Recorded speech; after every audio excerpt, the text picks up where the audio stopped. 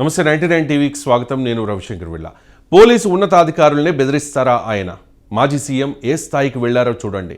పోలీసులు భయపడద్దు, మీ వెనుక ప్రభుత్వం ఉంది, ఇది హెచ్చరిక కాదు, హామీ ఉప ముఖ్యమంత్రి పవన్ కళ్యాణ్ చేసిన వ్యాఖ్యలు. ఈరోజు ఆంధ్రప్రదేశ్ రాజకీయాల్లో ఒక సాధారణ స్పీచ్ కాదు, ఒక వ్యవస్థనే షేక్ చేసిన స్టేట్మెంట్ ఇది. కొత్తగా ఎంపికైన కానిస్టేబుళ్లకు నియామక పత్రాల పంపిణీ వేదికగా పవన్ కళ్యాణ్ నేరుగా మాట్లాడింది రాజకీయాలపై కాదు, పోలీసు వ్యవస్థ మీద. అధికారం గురించి కాదు, ధైర్యం గురించి, లాఠీ గురించి కాదు, నైతికత గురించి. లా అండ్ ఆర్డర్ బాగుంటేనే అభివృద్ధి సాధ్యం, పోలీసులు నిలబడితేనే రాష్ట్రం నిలబడుతుంది. ఈ మాటలు స్లోగన్లు కావు, రాష్ట్ర భవిష్యత్తుకు సంబంధించిన నిజాలు.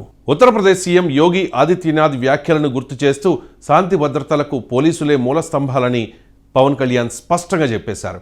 పెట్టుబడులు రావాలంటే, పరిశ్రమలు రావాలంటే ముందు పోలీస్ వ్యవస్థపై నమ్మకం ఉండాలి. మీ యూనిఫామ్కు అసలు బలం మీ ఆయుధం కాదు, మీ వ్యక్తిగత ప్రవర్తనే అని పవన్ కళ్యాణ్ వారికి సూచించారు.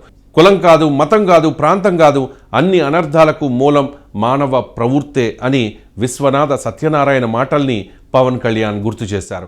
పోలీసు అంటే అధికారం చూపే వ్యక్తి కాదు, సమాజానికి దారి చూపే వ్యక్తి.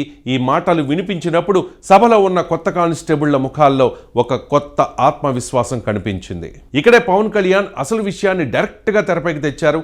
మాజీ ముఖ్యమంత్రి జగన్ పోలీసు ఉన్నతాధికారులకే నేరుగా హెచ్చరికలు జారీ చేయడం, మేం తిరిగొస్తాం, శిక్షిస్తాం అంటూ చేసిన వ్యాఖ్యలు రాజకీయ విమర్శ మాత్రమే కాదు, ఇది ప్రజాస్వామ్యానికి ముప్పు అని పవన్ కళ్యాణ్ స్ట్రాంగ్గా రియాక్ట్ అయ్యారు. విధి నిర్వహణలో పోలీసులకు ఎలాంటి ఇబ్బంది వచ్చినా కూటమి ప్రభుత్వం అండగా నిలుస్తుందని స్పష్టమైన భరోసా ఇచ్చారు డిప్యూటీ సీఎం. పవన్ మాటల్లో వ్యక్తిగత అనుభవం కూడా ఉంది. మా నాన్న కానిస్టేబుల్గా ఉద్యోగం మొదలుపెట్టారు, ఆయనకు పదోన్నతి వచ్చిన ప్రతిసారి మా ఇంట్లో పండగ జరిగేది, అందుకే కానిస్టేబుల్ నుంచి ఉన్నతాధికారి వరకు ఎవరినైనా కించపరిస్తే ఊరుకోమని స్పష్టంగా చెప్పేశారు. మహిళా కానిస్టేబుళ్లు సభలో ఝాన్సీ రాణుల్లా కనిపిస్తూ ఉన్నారని పవన్ చేసిన వ్యాఖ్యలతో ప్రాంగణమంతా చప్పట్లు మార్మోగాయి. ఇక్కడ అసలు కథ మొదలవుతుంది. మాజీ సీఎం ఇంటి వద్ద జరిగిన ఘటనపై పవన్ కళ్యాణ్ ఒక కీలక ప్రశ్న వేశారు. పోలీసుల ప్రవర్తన చూసి నాకు కోపం రాలేదు, భయం వేసింది. పోలీసులు భయపడితే ప్రజాస్వామ్యం బలహీనపడుతుంది. ఇది ఒక వ్యక్తిపై విమర్శ కాదు, ఇది ఒక సిస్టంపై ప్రశ్న. ఆ రోజు పోలీసులు చట్టాన్ని అమలు చేశారా లేదా రాజకీయ ఒత్తిడికి లోబడ్డారా? ఈ సందేహమే ఈ మొత్తం కథనానికి మెయిన్ పాయింట్. పోలీసు వ్యవస్థ అంటే ప్రభుత్వానికి విధేయత కాదు, రాజ్యాంగానికి విధేయత. అధికారం చూపడం కాదు, న్యాయం చేయడం. పోలీసు భయపడితే చట్టానికి భయపడడం కాదు, పవర్ సెంటర్లకు భయపడడం. అందుకే పవన్ స్పష్టంగా చెప్పారు, పోలీసులు ఎవరికి భయపడాల్సిన అవసరం లేదు అని. రాజ్యాంగమే మీకు రక్షణ అంటూ పోలీసులకు స్పష్టం చేశారు. ప్రపంచ దేశాలను చూస్తే ఒక విషయం స్పష్టంగా కనిపిస్తూ ఉంటుంది. బలమైన ప్రజాస్వామ్యం ఉన్న చోట బలమైన పోలీసు వ్యవస్థ ఉంటుంది. బ్రిటన్లో పోలీసులు రాజకీయాలకు దూరంగా ఉంటారు.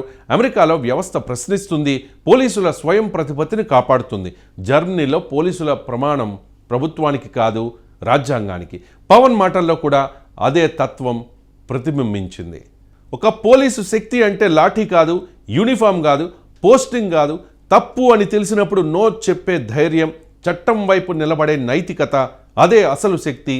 పోలీసు భయపడితే ప్రజలు భయపడతారు, ప్రజలు భయపడితే ప్రజాస్వామ్యం నశిస్తుంది. అందుకే లాఠీ కాదు, ధైర్యమే పోలీసు అసలు శక్తి.